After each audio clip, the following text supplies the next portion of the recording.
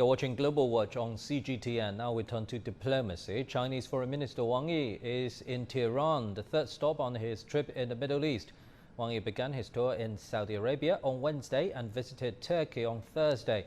After Iran, Wang Yi will visit the United Arab Emirates, Bahrain, and is expected to wrap up his trip in Oman on Monday. A major partnership deal with Iran is expected to be signed during Wang Yi's visit. The Chinese foreign minister has also urged the nations to cooperate to address the Iran nuclear deal. Based on the merits in the evolution of the Iranian nuclear issue, relevant parties need to move in the same direction with concrete actions and discuss and formulate the roadmap and timeframe for the United States and Iran to resume compliance with the JCPOA. The pressing task is for the U.S. to take substantive measures to lift its unilateral sanctions on Iran and long-arm jurisdiction on third parties, and for Iran to resume reciprocal compliance with its nuclear commitments in an effort to achieve early success. At the same time, the international community should support efforts by regional countries in establishing a Middle East zone free of nuclear weapons and other weapons of mass destruction. Talking more on the Middle East issue, Wang Yi said the principles of mutual respect as well as equity and justice were needed to resolve the region's issues. Wang Yi said China would encourage the UN Security Council to deliberate on the two-state solution for Israel and Palestine.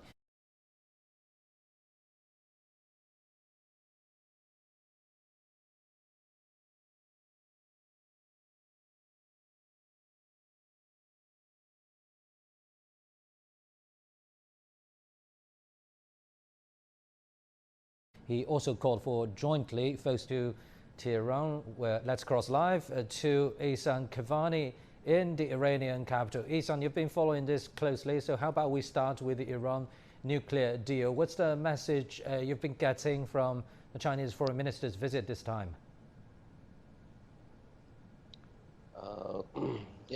Iran expects its rights to be recognized. As you know, Iran fully observed the JCPOA, and the reports by the nuclear watchdog confirmed Iran's commitments to the deal.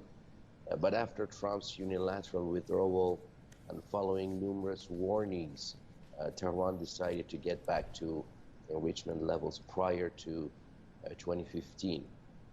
Now it is the international community's task to put maximum pressure on Washington, and this is one of the expectations that Iran has from China and Russia as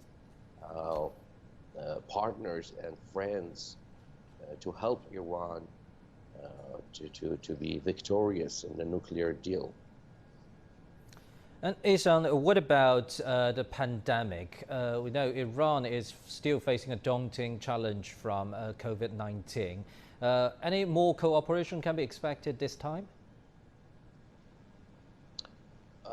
Global crises such as pandemics and wars usually get many countries closer to each other and cooperate as much as they can. In coronavirus, the countries that produce or donate the vaccine are not in the Middle East region, but the regional countries in the Middle East are usually the recipients of the vaccine.